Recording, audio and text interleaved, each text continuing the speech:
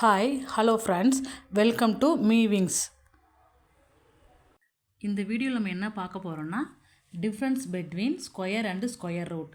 ஸ்கொயர்னா வர்க்கம், ஸ்கொயர் ரூட்னா வர்க்க மூலம் தமிழில். இதுக்கு ரெண்டுக்குரிய டிஃப்ரென்ஸ் பார்க்க போகிறோம்.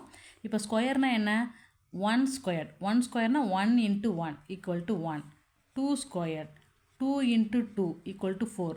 அதாவது இந்த பவர் 2 வந்து 2 டைம்ஸ் அந்த நம்பரை மல்டிப்ளை பண்ணும். அந்த நம்பரை அதே நம்பரால் மல்டிப்ளை பண்ணுறதுக்கு பேர் தான் ஸ்கொயர். இதே ஸ்கொயர் ரூட்னா இதுக்கு ஆப்போசிட். ஸ்கொயர் ரூட்னு இங்கே 1 ஸ்கொயர்னு போடுறோம்ல, இங்கே வந்து 1 பவர் 1/2ன்னு போடுவோம். அப்போ இது வந்து நம்ம ரூட் 1 போடுவோம். Root 1 equal to 1. இப்போ வந்து 2 பவர் 1/2னா ரூட் ஆஃப் 2. இதுக்கோட வேல்யூ வந்து 1.414. அது வந்து நம்ம வந்து இன்னொரு இது வீடியோவில் பார்க்கலாம், அதோட வேல்யூ எப்படி வருதுன்னு சொல்லிட்டு. ஓகேங்களா? வந்து 4 பவர் 1/2ன்னு போடுறேன் பாருங்கள். 4 பவர் 1/2னா ரூட் ஆஃப் 4. ரூட் ஆஃப் 4னா நம்ம இது ரெண்டு இதுவும் எழுதலாம். அதாவது ரூட் ஆஃப் 4ஓட ஸ்கொயர் என்ன? 2 ஸ்கொயரா? அப்போ வந்து 4க்கு வந்து நம்ம 2 ஸ்கொயர்னு உள்ளே போடலாமா? அப்போ இந்த அப்போ என்ன பண்ணலாம்?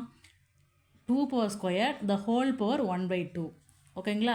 அப்போ என்ன ஆகுனா இந்த 2வும் கேன்சல் ஆகி 2 பவர் 1 ஈக்குவல் டு 2 அப்படி வரும். ஓகேங்களா?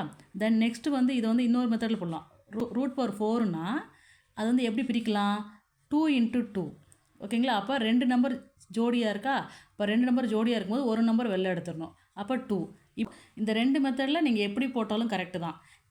இதுவும் கரெக்டு, இதுவும் கரெக்டு.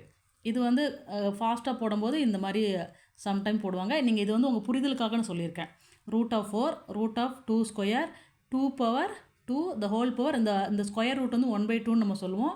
அப்போ இந்த 2 கேன்சல் 2 பவர் 1 ஈக்குவல் 2 அப்படி சொல்கிறோம். ஓகேங்களா? இதுதான் ஸ்கொயருக்கும் ஸ்கொயர் ரூட்டுக்குள்ள டிஃப்ரென்ஸு.